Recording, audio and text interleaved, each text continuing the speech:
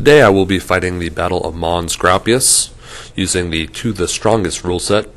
The battle was fought in 84 AD between the Romans and the Caledonians. The account was recorded by the Roman historian Tacitus, who was a son-in-law of the Roman general Agricola, who fought on that day. The account is widely believed to be inaccurate and biased, as Tacitus has the Romans, numbering around 12,000, charging uphill against two ranks of Caledonians, numbering around 35,000.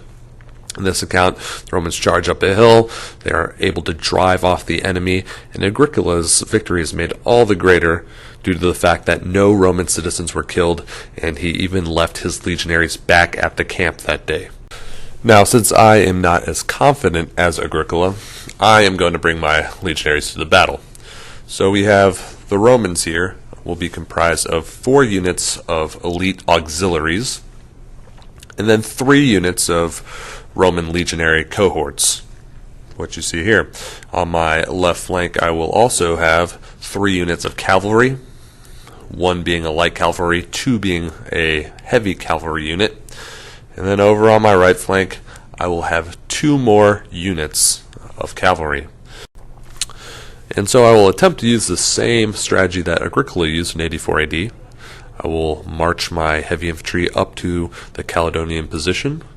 I will charge uphill and hopefully be able to at least cause some damage on the defending troops, while my cavalry sweeps around from the sides and flanks the Caledonians.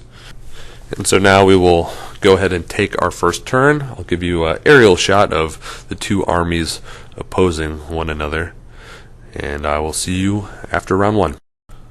So at the end of round 1, we have the Romans slowly advancing to enclose on the hill where the Caledonians are encamped. On the right, we had some chariots that came up and took some pot shots, threw some javelins at the Roman cavalry, failed to hit, and we'll see if the Romans can counterattack on the next turn, maybe land a hit of their own. And on the left, we see the Roman flank moving up a little more cautiously. They didn't move far enough for the Caledonians to take any shots at them.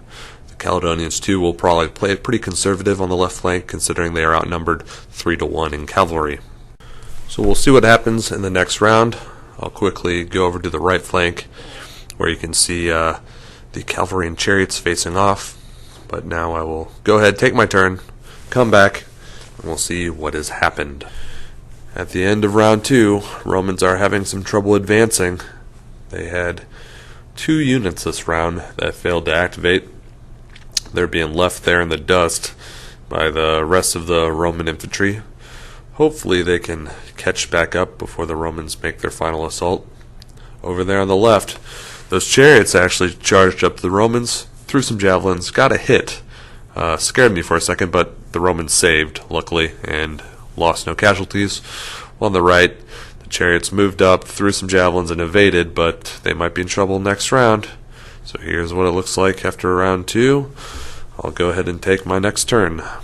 At the end of round 3, Romans are still having trouble advancing. Same 2 units have failed to activate 2 rounds in a row. They are way behind the main Roman battle line. They are going to have to hustle to get into this fight.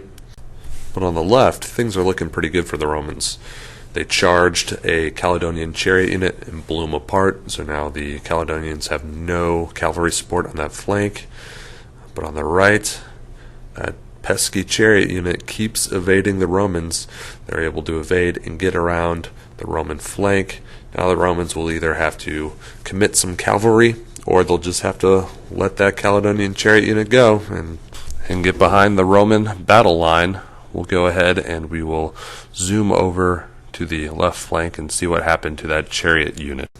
Here is all that remains of that proud Caledonian chariot unit. Got swamped by 3 units of Roman cav.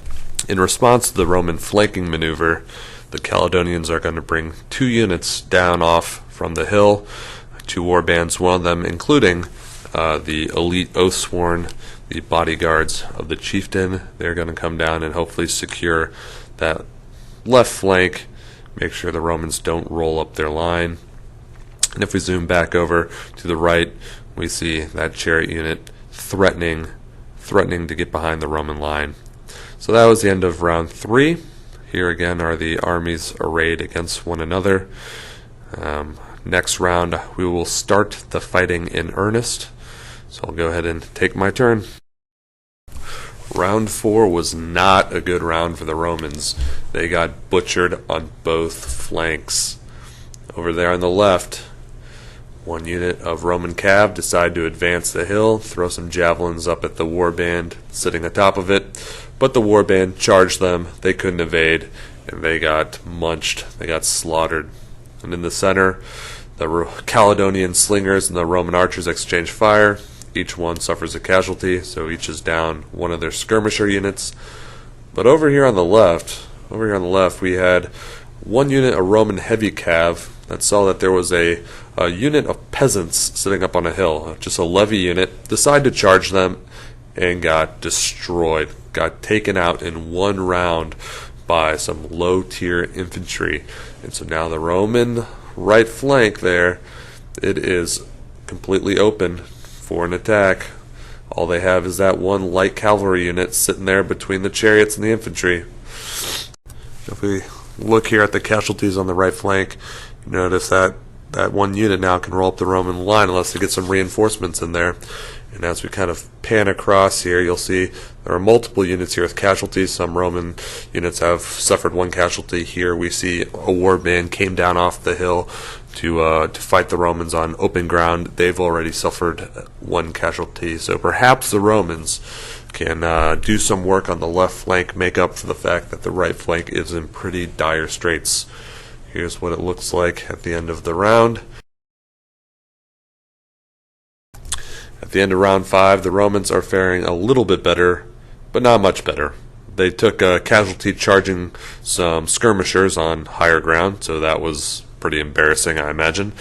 But on the left flank, at least, there was one warband that came off the hill to charge the cavalry and ended up getting surrounded and will likely now destroy that unit in the next round. So the left flank is looking pretty good. But if we look over here on the right, things are not looking good. The butcher's bill was heavy for the Caledonians. They took heavy casualties, but they have completely breached the Roman line. They have 2 units now threatening the flank. The Romans were able to bring up one unit to reinforce that right flank, so we'll see if they can push back the Caledonians. But here again, there are those chariots. They just can't be defeated. The Romans keep trying to track them down, and they just keep running. But now the Roman cavalry is sitting there right on the flank of that warband, so perhaps they can turn and cause some damage, help that unit take back the Roman right. Here is a view of the Roman left. There you can see that warband being flanked by the cavalry, and here the unit has already taken 2 casualties. They're about ready to be destroyed by a fresh Roman legionary unit. So it looks like the left is going to be problematic for the Caledonians. And here is the Roman right flank. The Caledonians have breached the Roman line, but at heavy cost. The Romans only have 1 infantry unit and a light cavalry unit standing between them and almost certain defeat. We'll see if these 2 units can hold the line for the Romans. Here as we look at the armies, I'm guessing this will likely be the last round. We were not quite able to finish the battle after round 6, but if we look in the center of the Roman line there, we had 1 auxiliary unit that was able to charge an enemy warband, destroy them, take that small ridge, but they couldn't flank because right above them was yet another warband. So they just won 1 battle fighting uphill, we'll have to fight another, and they have already taken 1 casualty. But over here on the right, the Romans are in big trouble. We have a warband here threatening that flank of the Roman unit. They've taken 2 casualties, but they can still cause some damage. And the last hope of the Roman line, well, he went up against those farmers with pitchforks, those peasants, and got just destroyed. Got crunched after 1 round. And so now there is nothing protecting that Roman right flank. But over here on the left, the Romans fared much better.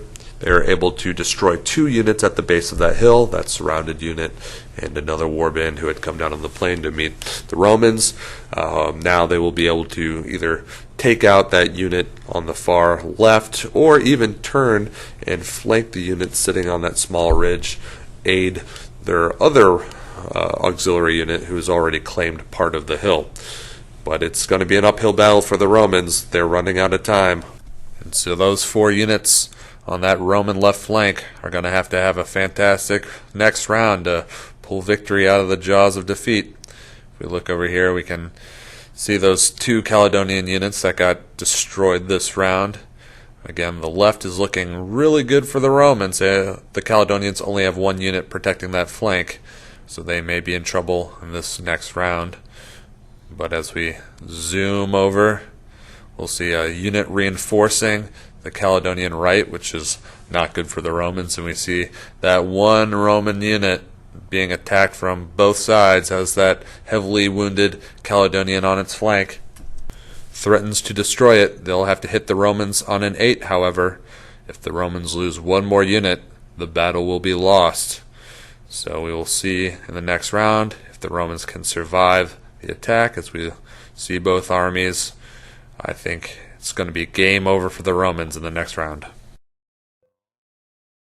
At the end of round 7, we have Celtic victory. This round never really went the Romans' way. If we look over here on our left flank, nearly all the Roman units failed to activate. The 1 unit that did activate charged up at the Oathsworn. They were a heavy cavalry unit, and they got cut to pieces. The Roman unit that made it on top of that small ridge did inflict some casualties on the unit above them, but they'll have to withdraw. And then over here on the right, there's where it ended.